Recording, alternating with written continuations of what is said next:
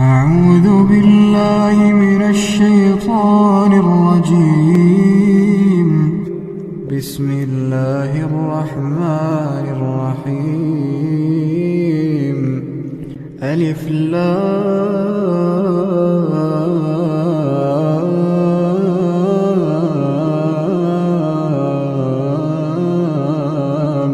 ميم.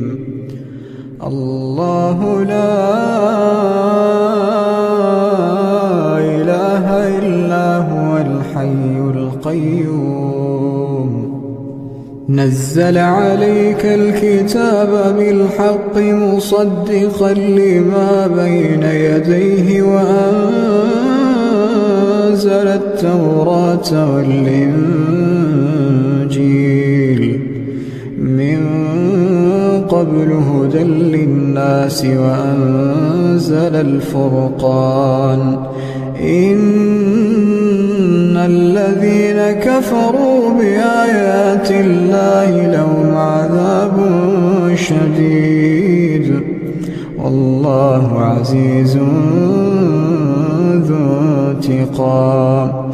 إن الله لا يخفى عليه شيء في الأرض ولا في السماء.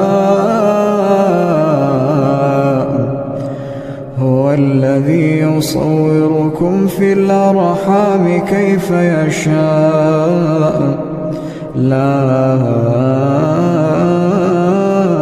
إله إلا هو العزيز الحكيم. هو الذي أنزل عليك الكتاب منه آيات محكمات هن أم الكتاب وأخر متشابهات.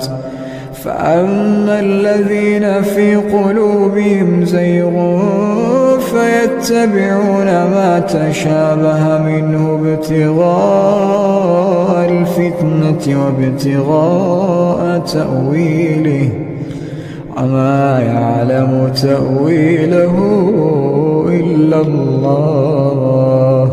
والراسخون في العلم يقولون آمنا به كل من عند ربنا وما يذكر إلا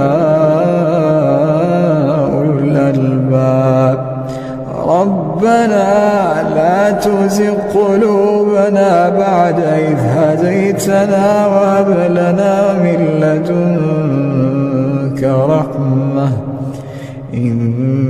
إنك أنت الوهاب. ربنا إنك جامع الناس ليوم لا ريب فيه إن الله لا يخلف الميعاد. إن الذين كفروا لن تغني عنهم أموالهم ولا أولادهم من الله شيئا وأولئك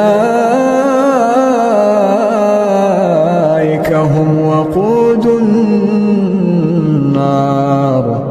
كدأب آل فرعون والذين من قبلهم كذبوا بآياتنا فأخذهم الله بذنوبهم والله شديد العقاب. قل للذين كفروا ستغلبون وتحشرون إلى جهنم وبئس المهاد. قد كان لكم آية في فئتين التقتا فئة تقاتل في سبيل الله وأخرى كافرة يرونهم مثليهم رأي العين والله يؤيد بنصره من يشاء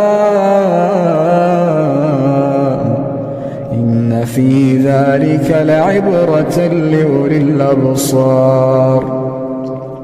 زين للناس حب الشهوات من النساء والبنين والقناطير المقنطرة من الذهب والفضة والخيل